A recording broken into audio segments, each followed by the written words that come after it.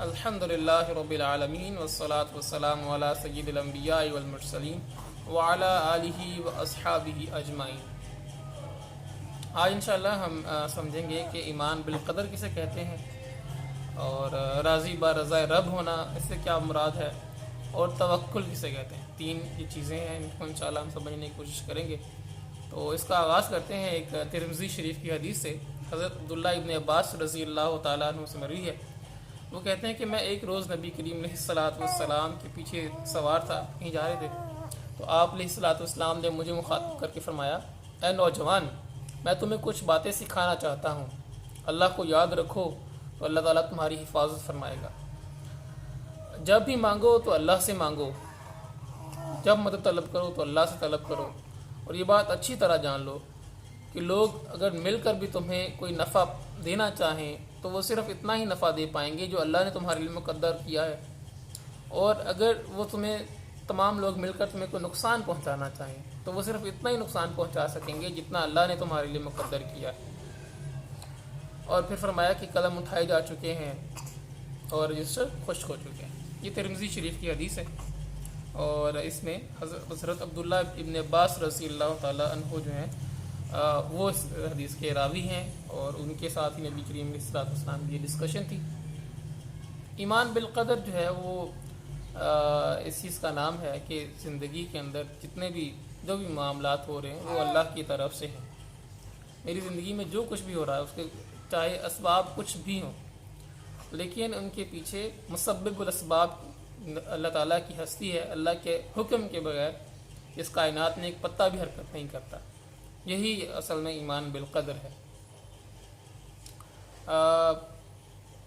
تو جو بھی زندگی میں معاملات ہو رہے ہیں وہ اللہ کی طرف سے ہیں، تو پھر اس پہ شکوہ شکایت اس کے کیا مطلب بنتے ہیں؟ کیونکہ میں تو اتنا کمزور اور ناقص ہوں کہ اپنا خیر کیا ہے میرے لیے اور کس چیز میں شر ہے اس کی بھی تمیز سم ٹائم میرے اندر نہیں ہوتی۔ تو اللہ تعالیٰ نے اسی کا حوالہ دیا ہے سورہ بقرہ کی آیت نمبر 216 کے اندر۔ ارشاد ربانی ہے، اعوذ باللہ من الشیطان الرجیم وعسیٰ ان تکرہوا شیئا وہو خیر لکم، ممکن ہے، ہو سکتا ہے کہ تم کسی چیز کو ناگوار محسوس کرو اور وہ تمہارے لیے بہتر ہو۔ وعسیٰ ان تحبوا شیئا وہو شر لکم، اور یہ بھی ممکن ہے کہ تم ایک چیز کو پسند کرو اور اس میں تمہارے لیے شر ہو۔ واللہ یعلم وانتم لا تعلمون، اللہ تعالیٰ جانتا ہے اور تم نہیں جانتے۔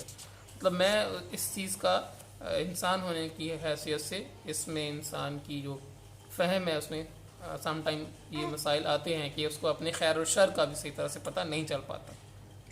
تو معلوم یہ ہوا کہ راضی برضائے رب رہنا در حقیقت تسلیم و رضا کا نام ہے، کہ زندگی کے اندر جو بھی معاملات آئیں ان میں اللہ تعالیٰ کی طرف سے جو بھی معاملات آتے ہیں اس پہ راضی رہنا، یہ جو ہے یہ ایمان بالقدر کا ایک تقاضا ہے۔ تو رضا کا تعلق اس سے ہے کہ جو بھی حالات انسان پر وارد ہوتے ہیں اس کا تعلق رضا کے ساتھ ہے۔ جس طرح اللہ نے سورہ تغابن میں فرمایا، ما اصاب من مصیبت الا باذن اللہ، کہ تمہیں جو کچھ بھی پہنچتا ہے، کوئی بھی مصیبت پہنچتی ہے تو وہ اللہ کے اذن سے ہوتی ہے۔ اب اس کے بالکل اگر کنٹراسٹ دیکھا جائے تو جو ہم محنت کرتے ہیں، کوشش کرتے ہیں، اس کی جو نتائج نکلتے ہیں ان نتائج کے اوپر اطمینان کا نام توکل ہے۔ مثلا یہ کہ اگر آپ نے ایک کام کرنے کے لیے سارے وسائل اختیار کیے، بڑی محنت کی، بہت جد و جہد کی، ایک وقت لگایا کسی ایک کام کے اندر، اور پھر اس کے جو بھی نتائج ہوں، چاہے وہ آپ کے حق میں ہوں یا آپ کے خلاف ہوں، چاہے آپ جو چاہ رہے تھے وہ ہو سکتا ہے ہو جائے یا وہ نہ ہوا ہو، تو دونوں اطراف میں جو بھی ریزلٹس آئیں ان ریزلٹس کے اوپر مطمئن رہنا، اس کا نام توکل ہے۔ کسی شاعر کا شعر بھی ہے، توکل کا یہ مطلب ہے کہ خنجر تیز رکھ اپنا، پھر انجام اس کی تیزی کا مقدر کے حوالے کر۔ تو ہمارا کام جو ہے وہ یہ ہے توکل کے ضمن کے اندر کہ ہم اپنی بھرپور محنت کریں، بھرپور کوشش کریں، اور پھر نتائج اللہ تعالیٰ کے اوپر چھوڑ دیں۔ ایک صحابی آتے ہیں نبی کریم علیہ الصلوۃ والسلام کے پاس مسجد میں ایک اونٹ پر، تو آپ پوچھتے ہیں کہ اونٹ کدھر ہے؟ تو وہ کہتے ہیں کہ میں اللہ پر توکل کرتے ہوئے اسے ایسے چھوڑ آیا ہوں۔ تو آپ علیہ الصلوۃ والسلام نے فرمایا کہ پہلے اسے باندھو، پھر اللہ پر توکل کرو۔ تو یہ بنیادی فرق ہے تسلیم و رضا کے اندر اور توکل کے اندر۔ تسلیم و رضا کا جو معاملہ ہے ان معاملات پر ہے جو ہم پر وارد ہوتی ہیں، جس طرح نیچرل کلیمٹیز ہو سکتی ہیں کہ آپ گاڑی چلا رہے تھے، اچانک سے آپ کو کسی پیچھے سے آنے والی گاڑی نے ٹھوک دیا، اس کی بریک فیل ہو گئی، تو یہ جو معاملہ تھا یہ میرے اختیار میں کہیں سے بھی نہیں تھا، تو یہ اللہ تعالیٰ کی طرف سے تھا۔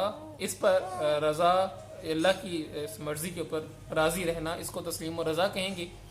اور اگر میرے پاس کوئی کام ہے تو اس میں بہترین ایفرٹ کر کے میں اس کام کو کروں زندگی کے ہر معاملے میں، اور پھر اس کے جو بھی نتائج ہوں، چاہے میرے حق میں ہوں یا چاہے میرے خلاف ہوں، اس پہ اطمینان کا نام توکل ہے۔ اور ایک حدیث کے اندر آتا ہے کہ جو کلمہ لو ہے کہ اگر میں یہ کرتا تو یہ ہو جاتا، اگر یہ کرتا تو یہ ہو جاتا، تو یہ شیطان کے لیے آسان دروازہ کھولتا ہے، یہ شیطان کا دروازہ کھولتا ہے یہ کلمہ لو جو ہے۔ تو میں کون ہوتا ہوں کرنے والا؟ اگر میں یہ کرتا تو یہ ہو جاتا، ایسا نہیں ہے، جو اللہ تعالیٰ چاہتا ہے وہ ہوتا ہے۔ تو موٹی بات یہ ہے کہ میرے اوپر جو بھی حالات وارد ہوتے ہیں، جو بھی معاملات آتے ہیں، ان پر راضی رہنا، اس کو رضا کہتے ہیں۔ اس میں اللہ تعالیٰ کی مرضی پر، اللہ تعالیٰ کی رضا پر راضی رہنا، یہ ایمان بالقدر کا تقاضا ہے۔ اور جو بھی معاملات میری ذات سے ہو رہے ہیں، اس کے جو بھی نتائج نکلیں، اس کے اوپر مطمئن رہنا، اسے توکل کہلاتا ہے۔ اور رضا اور توکل کا حاصل، ان دونوں کو اگر اکٹھا کریں تو یہی ایمان بالقدر ہے۔ اقول قولی ھذا واستغفر اللہ لی ولکم ولسائر المسلمین والمسلمات۔